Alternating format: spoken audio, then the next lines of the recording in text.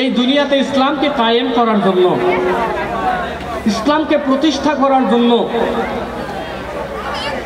আল্লাহর নবী বড় কষ্ট করছেন,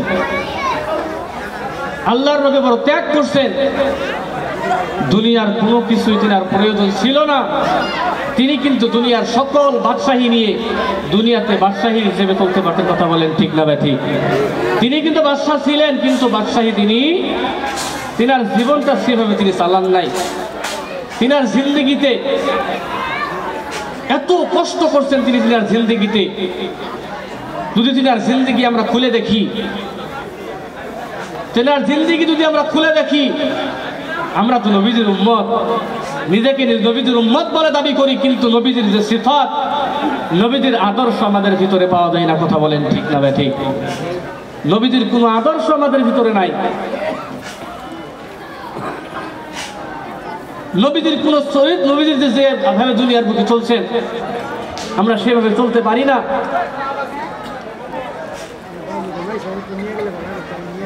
নবীজি যেভাবে চলেছেন আমরা সেভাবে চলতে পারি না।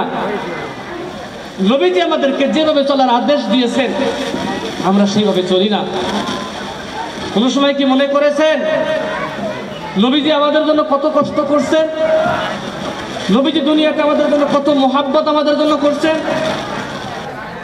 তিনি বড় কষ্ট, তিনি বড় মোহাব্বতের সহিত দুনিয়াতে উম্মতের জন্য চিন্তা করছেন। আমার ভাইরা, আমার বন্ধুগণ, আমরা সেই নবীর উম্মত হইয়া নবীজিকে চিনতে পারলাম না। কথা ঠিক না ঠিক? নবীজির আদর্শ আমরা মানতে পারলাম না। নবীজি যেভাবে আমাদেরকে চলতে বলছেন আমরা সেভাবে চলি না। নবীজি আমাদের জন্য এত গুরুত্ব দিচ্ছেন, আমাদের কথা এত বলছেন যে বাড়িতে যদি কোনো ছোট্ট বাচ্চা এবং মহিলা মানুষ না থাকতো, আমি নবী কোনো মানুষ আজান শোনার পরে মসজিদে আসলো না পুরুষ মানুষ, তাহলে আমি সাহাবাদেরকে সঙ্গে করে গিয়ে ওই বাড়িটা পুরে সরকার করে দিতাম। নবীজি আমাদের জন্য কত তাকিদ তিনি সাহাবাদেরকে করে গিয়েছেন। আজকে আমরা সেই নবীর উম্মত, অথচ নামাজ পড়ি না।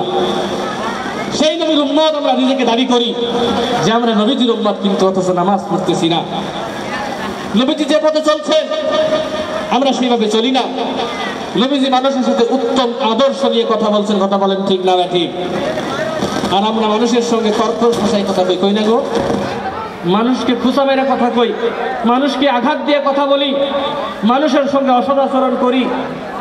মানুষের সাথে আমাদের আত্মার কোনো মিল নাই, উপরে উপরে মিল। বন্ধু, দুনিয়াতে নবীজি বড় কষ্ট করছেন, উম্মতের জন্য বড় কষ্ট করছেন।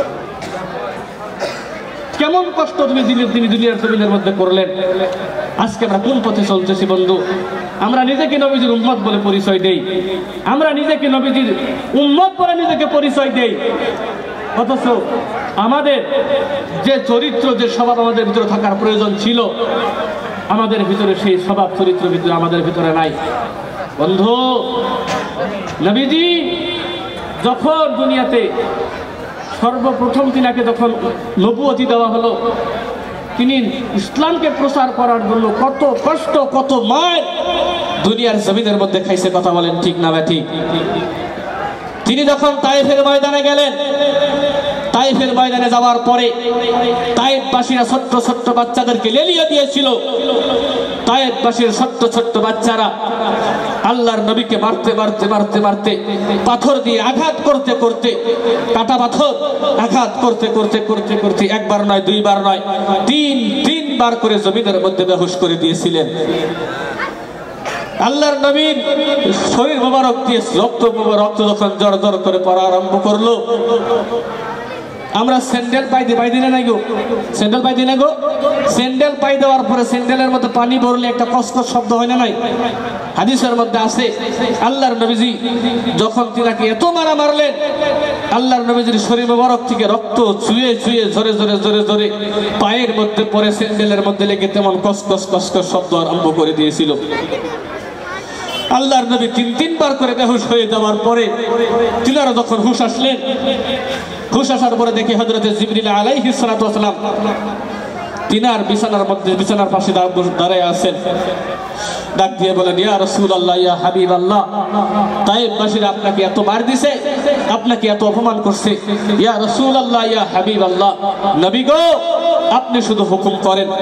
আমি ফেরেশতা জিবরিল বলতেছি, আমি ফেরেশতাদেরকে সাথে করে নিয়ে তায়েফবাসী সাফা এবং মারওয়া পাহাড়, দুইটা পাহাড় দিয়ে, সাফা এদিকে সাফা পাহাড়, এদিকে মারওয়া পাহাড়, মাঝখানে তায়েফের ময়দান, এই দুইটা পাহাড় দিয়ে আমরা তায়েফবাসীকে ধ্বংস করে দেই। আল্লাহর নবীজি চোখের পানি ছেড়ে দিয়ে বললেন, জিবরিল, আল্লাহ আমাকে ধ্বংস করার জন্য পাঠাই নাই, আমাকে আল্লাহ রহমত হিসেবে পাঠাইছে। জোরে কোন সুবহানাল্লাহ। নবীজির আদর্শ কি ছিল আর আমাদের আদর্শ কি?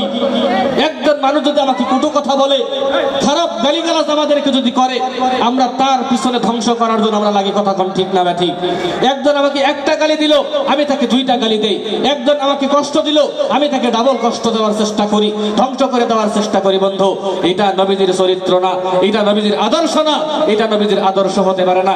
নবীজির আদর্শ হলো, দুনিয়াতে কোনো মানুষ যদি আপনাকে কষ্ট দেয়, আপনাকে আঘাত করে, আপনি তার জন্য দোয়া করা। দুনিয়ার বুকে আপনি যদি নবীর উম্মত হয়ে থাকেন, আমি যদি নবীর উম্মত হয়ে থাকি, দুনিয়াতে আমরা সকলে আমার ভাইয়ের জন্য সকলে আমরা দোয়া করব। কথা বলেন ঠিক না ঠিক? কথা বলেন ঠিক না ঠিক?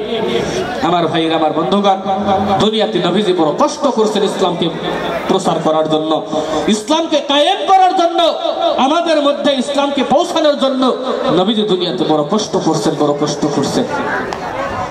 আমার ভাইরা,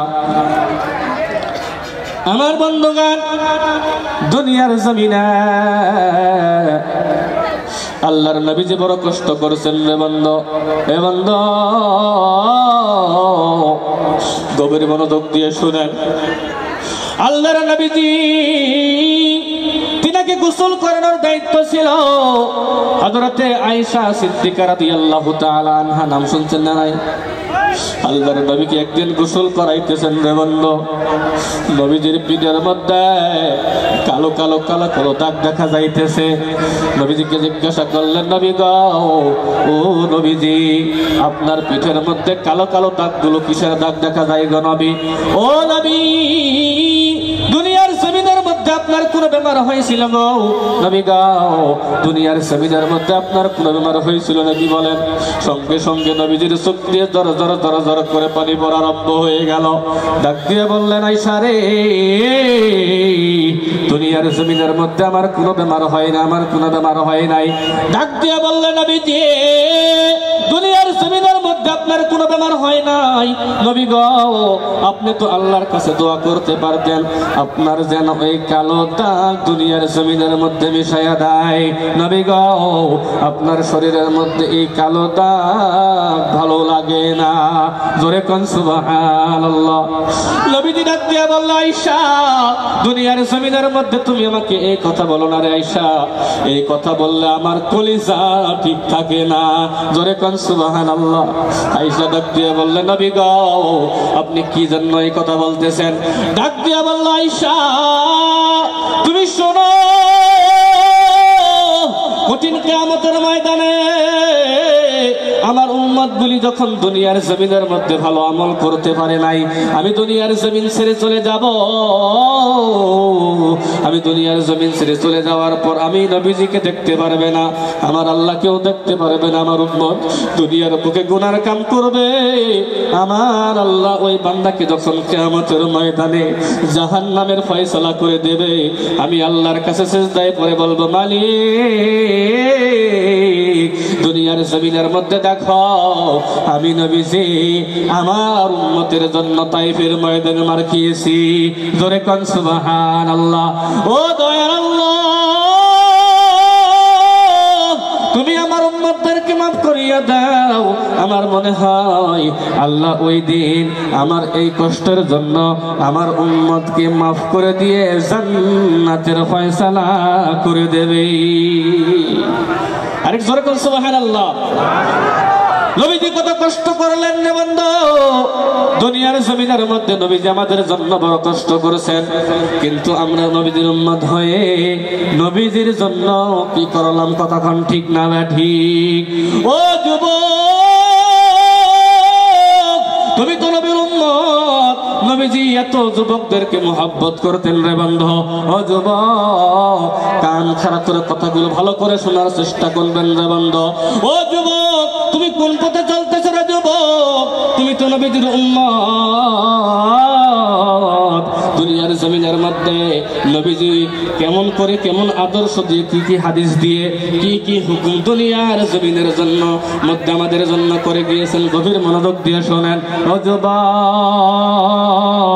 তুমি কেমন কোন পথে চলতেছো রে যুবক? তুমি তো নবীজির উম্মত। দুনিয়ার জমিনের মধ্যে নবীজি কত সুন্দর করে আমাদেরকে ওসিয়ত করে গিয়েছেন। জোরে কোন সুবহানাল্লাহ।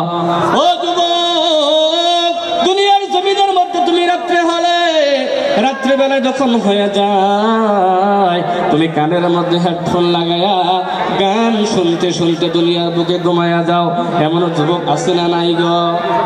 আছে না নাই? কানের মধ্যে হেডফোন লাগাইয়া গান শুনতে শুনতে দুনিয়ার বুকে ঘুমাইয়া যায়। ও যুবক, দুনিয়ার জমিনের মধ্যে কত মানুষ দেখলাম ঘুমাইয়া গেছে, দুনিয়ার মধ্যে আর হুঁশ আসে নাই। কথা বলেন ঠিক না ঠিক? ঘুমাইয়া গেছে, ঘুমাইয়া যাওয়ার পর আর আল্লাহ দুনিয়ার মুখ দেখাইলেন না, দুনিয়ার মুখ দেখায় না রে বন্ধু। কত মানুষ দেখলাম দুনিয়ার জমিনের মধ্যে, ঘুমের মধ্যে মানুষ দুনিয়ার জমিন ছেড়ে বিদায় হয়ে যায়। কথা বলেন ঠিক না ঠিক? ও যুবক, দুনিয়ার জমিনে তুমি কানের মধ্যে হেডফোন লাগাইয়া গান শুনতে শুনতে দুনিয়ার বুকে ঘুমায়া গেল রে যুবক। ও যুবক, একটা কথা মনে রাখবেন, আপনি যদি ওই সময় মৃত্যুবরণ করেন রে বন্ধু, আপনার ঈমান নসিব হবে না, দুনিয়ার বুকে আপনাকে বেঈমান হয়ে মরা লাগবে। কথা বলেন ঠিক না ঠিক? আমরা কি বেঈমান হয়ে কবরের মধ্যে যাইতে চাই? বেঈমান হয়ে কবরের মধ্যে যাইতে চাই? কে কে চাই না হাত তুলে দেখাই। কে কে বেঈমান হয়ে কবরের মধ্যে যাইতে চাই না হাত তুলে দেখাই। লিল্লাহি তাকবীর। আল্লাহ তুমি সকলের হাতকে কবুল মঞ্জুর করে নাও। ও বন্ধু যুবক, দুনিয়ার জমিনের মধ্যে তুমি কোন পথে চলতেছো রে যুবক? দুনিয়ার জমিনের মধ্যে শুধু গুনাহ, শুধু গুনাহ আর গুনাহ, শুধু গুনাহ আর গুনাহ, শুধু গুনাহ আর গুনাহ। গুনাহ করতে করতে নিজের জিন্দেগি আমরা ধ্বংস করে দিলাম। কথা বলেন ঠিক না ঠিক? দুনিয়ার মধ্যে শুধু গুনাহ, শুধু গুনাহ, শুধু গুনাহ। নিজের জিন্দেগির মধ্যে শুধু গুনাহ করতে করতে আমরা নিজের জিন্দেগি ধ্বংস করে দিলাম। ও যুবক, আসো আসো, আমি আপনাদের পায়ের মধ্যে হাত রেখে বলে যাই রে যুবক। ও যুবক, দুনিয়ার মধ্যে আপনি কোন পথে চলতেছেন? একদিন না একদিন দুনিয়ার জমিন ছেড়ে বিদায় হয়ে কবরে যাইতে হবে রে যুবক। ও যুবক, একদিন না একদিন বিদায় হয়ে আপনাকে আমাকে কবরের মধ্যে যাওয়া লাগবে। কথা বলেন ঠিক না ঠিক? কথা বলেন ঠিক না ঠিক? ও যুবক, কখন কার মৃত্যু হয়ে যায়, কার কখন মৃত্যু হয়ে যায়, কেউ কিন্তু দুনিয়ার বুকে বলতে পারে না। কথা বলেন ঠিক না ঠিক? কথা বলেন ঠিক না ঠিক? ও বন্ধু যুবক, কান খাড়া করে কথাগুলো শুনেন, কান খাড়া করে কথাগুলো ভালো করে শোনার চেষ্টা করেন রে বন্ধু। দুনিয়ার জমিনে বাবা, দুনিয়ার জমিনের মধ্যে বিদায় হয়ে গেলে কত দেখলাম বাবার জানাজা ছেলেরা কান্দে করে নিয়ে যায়। কতক্ষণ ঠিক না ঠিক? সচরাচর ছেলেরাই তো বাবার করে কান্দে করে দুনিয়ার জমিনের মধ্যে কবরের মধ্যে নিয়ে যায়। এমন ঘটনা দেখা যায়, ছেলের জানাজা বাবা কান্দে করে নিয়ে যায়। কথা বলেন ঠিক না ঠিক? ও যুবক, কখন কার মৃত্যু হয়ে যায় কেউ কিন্তু দুনিয়ার জমিনের মধ্যে বলতে পারবে না রে যুবক। দুনিয়ার মধ্যে কেউ কিন্তু বলতে পারবে না। আজকে এখন আছো, কাল কিন্তু দুনিয়ার বুকে থাকতে নাও পারো। কথা বলেন ঠিক না ঠিক? ও যুবক, কত বন্ধুর সাথে একসঙ্গে পড়াশোনা করলাম, কামানডাঙ্গার মধ্যে একসাথে পড়লাম, কামানডাঙ্গা হাই সেকেন্ডারিতে, আবার হাজিতুরা কলেজের মধ্যে বহুত বন্ধুদের সাথে একসাথে পড়লাম রে বন্ধু। 2-3 জন বন্ধু একসঙ্গে একই কলেজের মধ্যে পড়তাম, এক জায়গায় বসতাম, আড্ডা দিতাম, কথা বলতাম। কিন্তু বন্ধুগুলো দুনিয়ার জমিন ছেড়ে বিদায় হয়ে কবরে চলে গেছে। ও যুবক, আজকে তুমি এমন ভাবে চলতেছ মনে হয় তোমাকে আমাকে কোনোদিন মৃত্যুবরণ করা লাগবে না। ও যুবক, দুনিয়ার মধ্য থেকে একদিন হলো আপনাকে আমাকে দুনিয়ার জমিন ছেড়ে বিদায় হতে হবে। কার কখন মওত হবে কেউ কিন্তু দুনিয়ার জমিনের মধ্যে বলতে পারবে না রে যুবক। আজকে আমি কতদিন বাঁচবো, আমার কয় বছরের হায়াত রে যুবক। ও যুবক, পায়ের মধ্যে হাত রেখে বলে যায় এখনো সময় আছে, নবীর দিকে ফিরে আসো, আল্লাহর দিকে ফিরে আসো। আল্লাহর দিকে জোরে ফিরে আসতে পারো রে যুবক, আল্লাহ তোমার আমার গুনাহ, সব গুনাহ আমার আল্লাহ মাফ করে দেবে। ও যুবক, দুনিয়ার জমিনের মধ্যে কত যুবক দুনিয়ার জমিনের মধ্যে গুনাহের মধ্যে লিপ্ত হয়ে আছে। সকালবেলা ঘুম থেকে উঠতে গেলেই গুনাহ, তারপরে সারাদিন যে হাত দিয়ে আমরা যে পা দিয়ে যাইতেছি এক জায়গা থেকে আর এক জায়গায় যাইতেছি, পায়ের গুনাহ, হাতের গুনাহ, চোখের গুনাহ, সারাটা জিন্দেগি শুধু গুনাহ, শুধু গুনাহ, শুধু গুনাহ। কথা বলেন ঠিক না ঠিক? ও বন্ধু, গভীর মনোযোগ দিয়ে শোনেন, দুনিয়ার জমিনের মধ্যে যুবককে আল্লাহ কত মোহাব্বত করেন। ও যুবক, কানটা খাড়া করে কথাগুলো ভালো করে শোনার চেষ্টা করেন। দুনিয়ার জমিনের মধ্যে আল্লাহ যুবককে কত মোহাব্বত করেন। দুনিয়ার জমিনে যখন কোন যুবক দুনিয়ার জমিনের মধ্যে ওযু করে নামাজের মধ্যে গিয়ে আমার আল্লাহর সিজদা করে, সিজদা দেওয়ার সঙ্গে সঙ্গে আমার আল্লাহর আরশ মাওলা থরথর করে কাঁপতে থাকে। জোরে কোন সুবহানাল্লাহ। যুবক যখন কোন মসজিদের মধ্যে গিয়ে সিজদা দেয়, সিজদা দেওয়ার সঙ্গে সঙ্গে আমার আল্লাহর আরশ মাওলা থরথর করে কাঁপতে থাকে। জোরে কোন সুবহানাল্লাহ। এমন থরথর করে কাঁপে, আল্লাহ ফেরেশতাদেরকে ডাক দিয়ে বলে, ফেরেশতা শোনো শোনো, তোমরা কান খাড়া করে শুনে নাও, আমার কিছু বান্দা দুনিয়ার জমিনের মধ্যে দুনিয়ার লোভ লালসা ছেড়ে দিয়ে, দুনিয়ার সকল মোহাব্বত ছেড়ে দিয়ে আমারও তো কোনোদিন দেখে নাই, আমার রাসূলরেও তো কোনোদিন দেখে নাই, আমার জাহান্নামের ভয়ে, আমার জান্নাতের আশায় আমার কিছু যুবক বান্দা মসজিদের মধ্যে আমাকে রাজি করার জন্য সিজদা করেছে। ও ফেরেশতা তোমরা শুনে নাও, আমি ওই বান্দাদের জিন্দেগির সমস্ত গুনাহ আমি আল্লাহ মাফ করে দিলাম। সুবহানাল্লাহ বলেন না? আল্লাহ জিন্দেগির সমস্ত গুনাহ মাফ করে দিবে। জোরে কোন সুবহানাল্লাহ। আমার ভাইরা, আমার বন্ধুগণ, তাহলে আমরা দুনিয়াতে আমার আল্লাহর ইবাদত, যুবক ভাই যারা আছে, আল্লাহর ইবাদত করা দরকার আছে না নাই?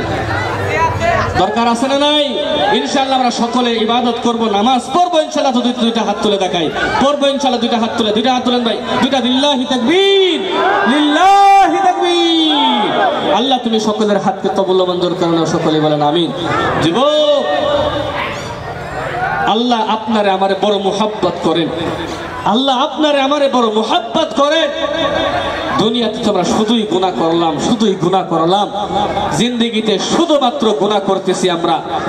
বন্ধু, একটা কথা মনে রাখবেন, দুনিয়াতে আপনি যত গুনাহ করেন না কেন, গুনাহ করতে করতে করতে করতে করতে করতে নিজের জিন্দেগিকে ধ্বংস করে দিয়েছেন। আল্লাহ রাব্বুল আলামিন তিনার দরবারে যদি একটা বার বলতে পারেন, আল্লাহ তুমি আমাকে মাফ করে দাও, আল্লাহ তুমি আমাকে মাফ করে দাও, এই কথা বলার সঙ্গে সঙ্গে আল্লাহ আপনার আমার জিন্দেগির সমস্ত গুনাহ মাফ করে দিবে। জোরে কোন সুবহানাল্লাহ। আর একটু জোরে বলেন সুবহানাল্লাহ। সহিহ তিরমিজি শরীফের হাদিস। গভীর মনোযুক্ত যুবক ভাইরা কানটা খাড়া করে সুন্দর করে বুঝবেন, সুন্দর করে শুনবেন। সহিহ তিরমিজি শরীফের হাদিস। আল্লাহর নবীজি বলতেছেন, হে আমার সাহাবারা তোমরা শোনো, তোমাদের থেকে হযরতে মূসা আলাইহিস সালাতু ওয়াস সালামের জামানায়, নাম শুনছেন গো? হযরতে মূসা আলাইহিস সালাতু ওয়াস সালামের জামানায় এমন একজন যুবক ছিল। যুবক ভাই যারা আছেন দুনিয়াতে বহুত গুনাহ করছেন, মদের আড্ডার মধ্যে বসেছিলেন, তাসের আড্ডার মধ্যে বসেছিলেন, জুয়ার আড্ডার মধ্যে বসেছিলেন, যে যুবক মোবাইলের মধ্যে আসক্ত হয়ে গেছেন, নিজের জিন্দগিটাকে পরিবর্তন করে দিয়েছেন। আল্লাহর নবীজি যে রাস্তায় আমাদেরকে চলতে বলেছেন সেই রাস্তা বাদ দিয়ে নিজের মনচাহি মতে নিজের মনকে পুরা করার জন্য, নিজের চাহিদা পুরা করার জন্য মদের আড্ডার মধ্যে পড়েছিলেন, তাসের আড্ডার মধ্যে পড়েছিলেন, মোবাইলের মধ্যে বিভিন্ন ধরনের গেম, ফ্রি ফায়ার, পাবজি আছে না নাই? ফ্রি ফায়ার, পাবজি আছে না নাই? হাই হাই হাই হাই, এখনকার যুবক পোলাপান গুলো এমন হয়ে গেছে, মোবাইলের মধ্যে পাবজি, ফ্রি ফায়ার গেম নিয়ে পাগলা, এমন পাগলা হয়েছে গেম খেলাইতে খেলাইতে রাতের 2টা 3টা বাজে যায়। পাগলা টের পায় না, কথা ঠিক না ঠিক? পাগলা টের পায় কি? প্রথম অবস্থায় যখন ফ্রি ফায়ার গেমটা নামছে, আমি তো জানি না যেমন গেম একটা আছে। রাত্রিবেলায় ঘুমাইছি, এক আত্মীয়র বাড়িতে গেছি, রাত্রিবেলায় ঘুমাইছি, ছোট আমার পাশে একটা 2টা চৌকি আছে, এই চৌকি একটা চৌকি আমি শুয়েছি, আর একটা চৌকি আর কি আমার সেই আত্মীয় মানে দিনাজের বাড়িতে গেছে, ওনার যে কোনো একটা ছেলে আর কি ওই জায়গার মধ্যে শুয়েছে। শোয়ার পরে রাত্রে বহুত হয়ে গেছে, রাত্রেবেলায় কি করতেছে, মার আরম্ভ করে দিছে। কি করতেছে?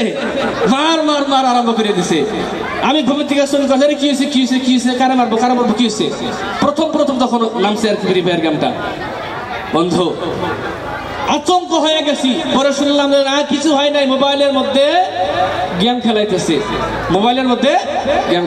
হাই হাই যুবক, আল্লাহ তো তোমার এই জন্য বানাই নাই, আল্লাহ কিন্তু তোমার এই জন্য বানাই নাই। আল্লাহ দুনিয়াতে বান্দাদেরকে বড় মোহাব্বত করেন, আল্লাহ দুনিয়াতে বান্দাদেরকে বড় ভালোবাসেন, যার জন্য দুনিয়াতে কোরআনের মধ্যে আল্লাহ সকল বর্ণনা করে দিয়েছেন। জোরে কোন সুবহানাল্লাহ। দুনিয়াতে কোন পথে চললে আপনাকে আমাকে আল্লাহ জান্নাত দিবে, দুনিয়াতে আমরা যদি